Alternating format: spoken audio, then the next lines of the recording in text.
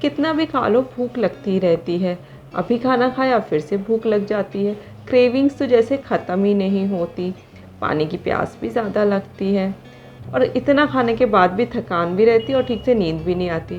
कहीं ये सारी परेशानियाँ आपको भी तो नहीं है? अगर हाँ, तो हो सकता है कि आपके ब्लड में शुगर के लेवल्स थोड़े से ज़्यादा हो, आप या तो डायबिटिक हो या प्री डायबिटिक हो।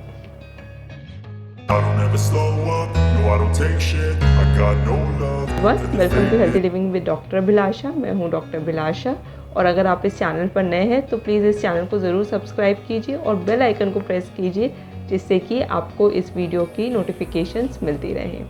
तो आज जिस टॉपिक के बारे में बात करने वाली हूँ वो है कि डायबिटीज़ के अर्ली सिम्टम्स क्या होते हैं। मैं यहाँ पे टाइप 2 डायबिटीज़ की बात कर रही हूँ कि टाइप 2 डायबिटीज़ अगर आपको है तो क्या क्या सिम्टम्स आपके अंदर हो सकते हैं।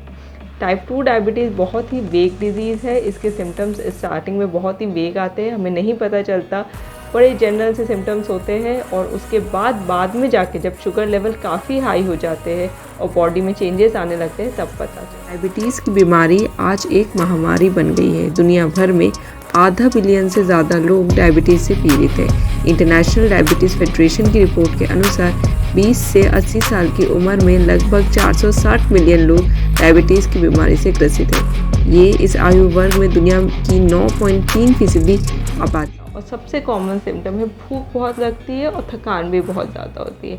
Increase in appetite, increase in fatigue. अब क्या होता है जब आपको डायबिटीज़ होता है तो आपके ब्लड में जो इंसुलिन के लेवल्स है वो कम हो जाते हैं। उसकी वजह से क्या होता है, जो ग्लूकोज है वो बॉडी के सेल्स तक नहीं पहुंच पाता। अब सेल को ग्लूकोज नहीं मिल पाता तो जल्दी सेल को एनर्जी की कमी हो जाती है, तो सेल को जल्दी एनर्जी चाहिए, तो वो ब्रेन को सिग्नल्स भेजता है कि भाई खाना नहीं आ रहा, तो ब्रेन आपकी बॉडी को सिग्नल्स भेजते हैं कि भाई भूख लग रही है।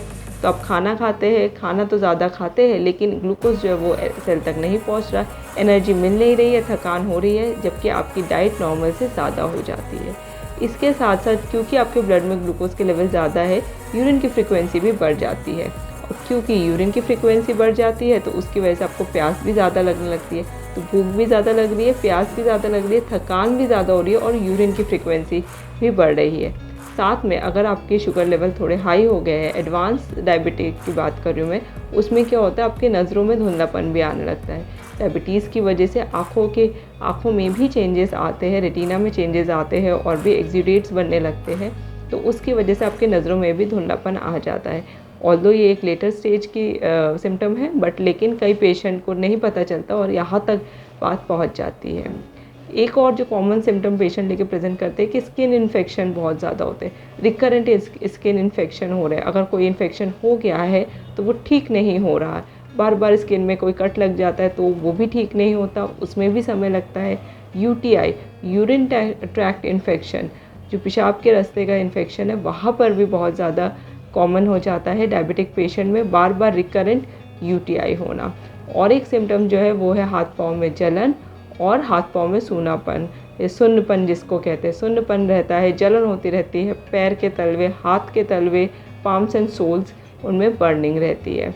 तो ये कुछ कॉमन सिम्टम है डायबिटीज़ के। अगर आपको इनमें से या आपके परिवार में किसी को इनमें से कोई भी सिम्टम्स है तो प्लीज़ अपने नज़दीकी हेल्थ सेंटर में जाके शुगर की जांच करवाएं। बहुत आसान टेस्ट है, एक ब्लड टेस्ट होगा और कुछ नहीं होगा, 2 फेज़ में होगा, एक फास्टिंग एक PP। आपको आपके हेल्थ केयर प्रोफेशनल पूरा डिटेल में समझा देंगे।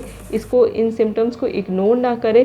डायबिटीज़ एक बहुत ही खतरनाक बीमारी है, लेकिन अगर आप इसका टाइमली इलाज करेंगे, डाइट फॉलो करेंगे, टाइमली मेडिसिन लेंगे तो ये एक प्रिवेंटेबल डिजीज़ तो है ही।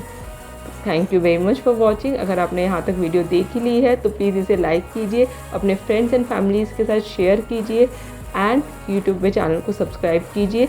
मैं ऐसे ही हेल्थ रिलेटेड वीडियो बनाती रहूँगी। Thank you once again for watching. Stay healthy and stay happy.